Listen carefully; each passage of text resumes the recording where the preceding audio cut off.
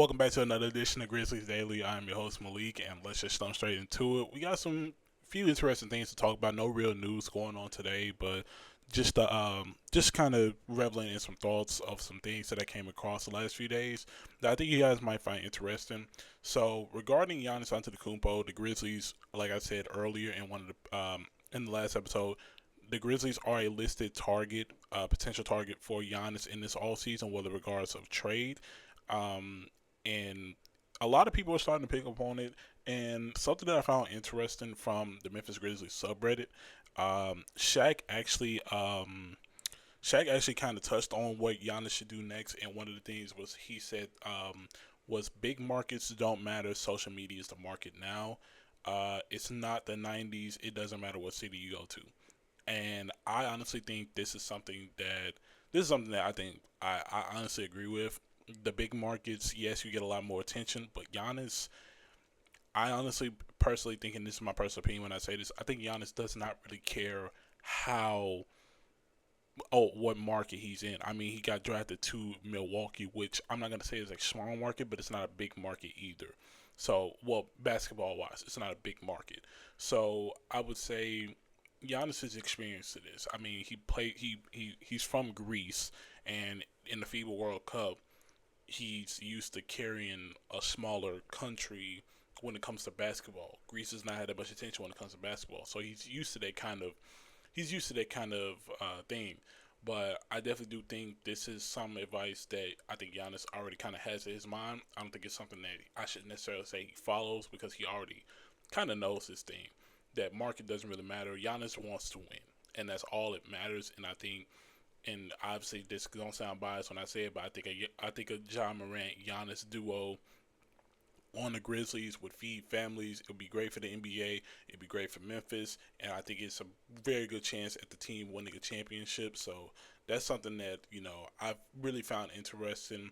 That if it comes down to it, I think he really could factor that decision in if he was to ever say I wanted to get traded to the Grizzlies.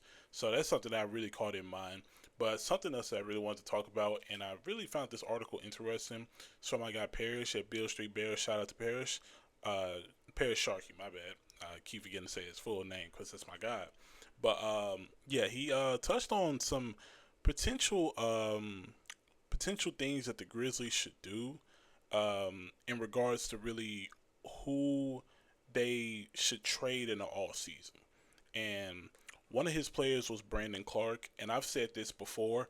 I think Brandon Clark's time on the Grizzlies is up in my personal opinion.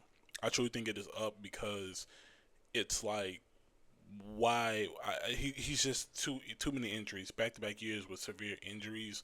It's not a good look, and plus he's coming off one of his worst years of his career.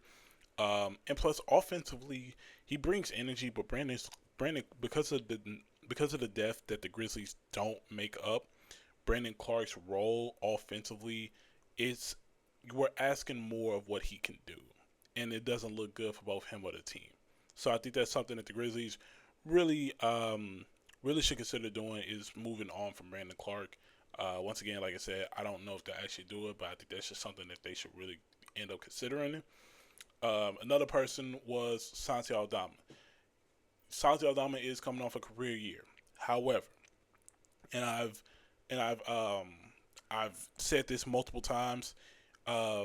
He defensively he's a liability.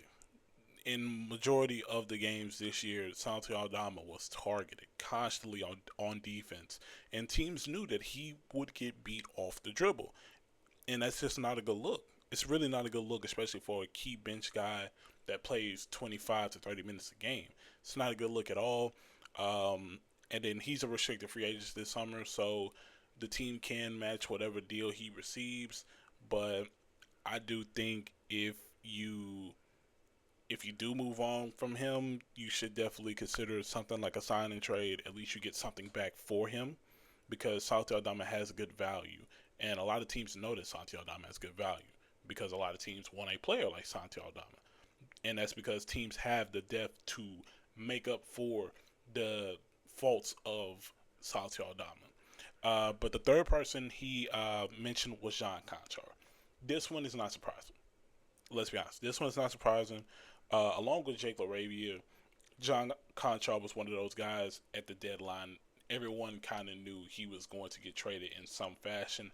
It did not happen. There were reports that the Heat were interested in him, but that deal fell through. Um, so I definitely the John Conchar deal does not surprise me one bit. Um, so that's something that I see as a no brainer. I think it's time to move on from John Conchar. His impact defensively is great, but I think we just once again it's like a complete opposite for him. He's a bit of an offensive liability, but defensively he's great. Great player to have defensively. Great energy guy when it comes to rebounds and so much more. So yeah, I definitely say it's something that should be considered for sure. Oh, oh my. Okay. I'm sorry to have to look at my phone. Um, Breaking news from Sean Sharania: the Knicks are firing Tom Thibodeau. Okay. This has nothing to do with the Grizzlies, but that was just we have our first breaking news moment of Grizzlies Daily. This literally just came. Um, I'm not gonna give any thoughts on it, but that is surprising. Wow. Okay. Um, yeah, I got nothing. That just kind of threw off the flow for things. Um, wow. Okay. To oh, okay. That is very interesting. Next subject. I think.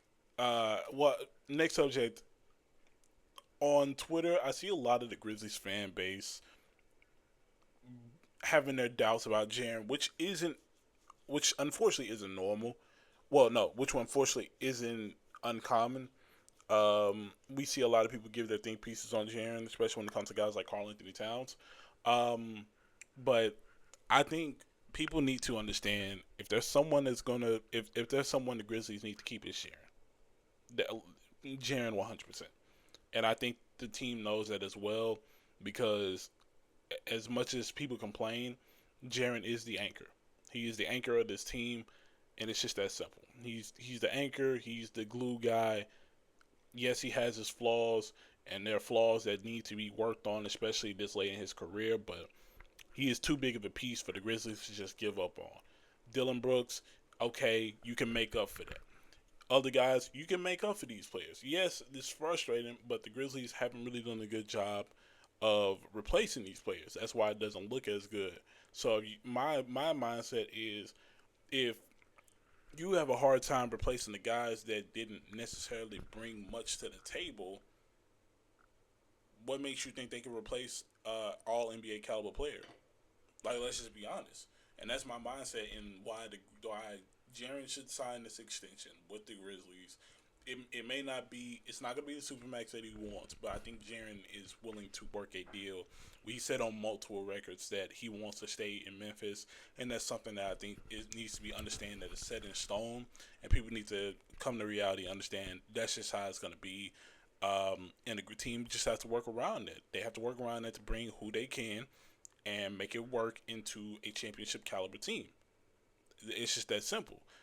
It's nobody to blame. It's just that's just reality, and the Grizzlies need to understand that they are an entity and make that work for them. And something that I kind of thought about that something I've thought about recently, and I've seen somebody mention this as well. The Grizzlies, the main fit for the Grizzlies, from a fan perspective, that I don't want to see them do. I don't want them to come at a point where they question the future of John Morant and it throws off every other thing. Because let's be honest, if John Morant was to randomly say, "Hey, give me a team or I'm leaving," or "Give me this player or I'm leaving," I feel like the Grizzlies are going to panic, and that's something that they cannot do is panic. If John Morant feels a type of way about something, you make it work, you do what you can, but you do not panic. Even if there's a hypothetical situation that John Morant says he wants out of Memphis, do not panic. Yes, your superstar wants out, but it's a story that we've seen before. So when it comes down to it, regardless or not, the Grizzlies, that is the one phrase that they need to follow. And I know it's cliche, but it's simple: do not panic. If you panic, you're throwing away everything that you've worked hard for.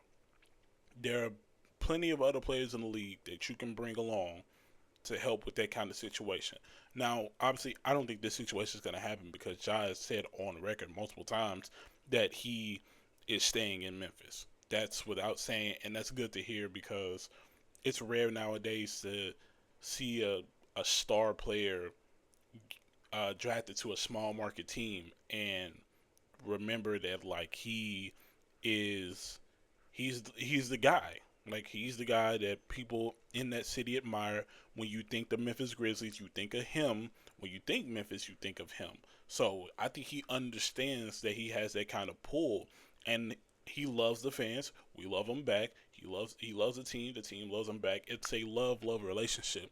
So I don't think this is something that will happen in the future, but just in a hypothetical situation because I've seen it happen before and it's always been the downfall of teams is don't panic. And I mean, we can bring up a prime example, the Knicks.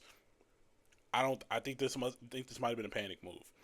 I don't know who the Knicks pick up. I don't know who they'll pick up to replace Tom Thibodeau. I know he had his flaws, but for you to make the conference finals in what over 10, 20 years for the first time, I think firing him days after that, I think that's a questionable decision. Very questionable decision, but hey, maybe they realize the coach is the missing piece and there's somebody that's better that can help them propel to that spot. So that's that. I know I said I wouldn't give my opinion, but just tying those two things in with the Grizzlies, it kind of made me think of that. So really, that's all that is for this edition of Grizzlies Daily. Like I said, not much going on other than the breaking news that we just had. As I follow more, I definitely bring it to you guys. Come up with some hypotheticals, come up with some things based off of rumors that we received this all season. June is a big month. On the 25th, we had the NBA draft, and later down the line, we obviously have free agency and other things. So it's gonna be something that we follow. Um, yeah, June is a big month, so make sure y'all like, comment, and subscribe. Turn on post notifications so you can get the next upload and notification for the next Grizzlies Daily video. And as always, I'm Malik. I will see y'all in the next video, and make sure y'all stay blessed.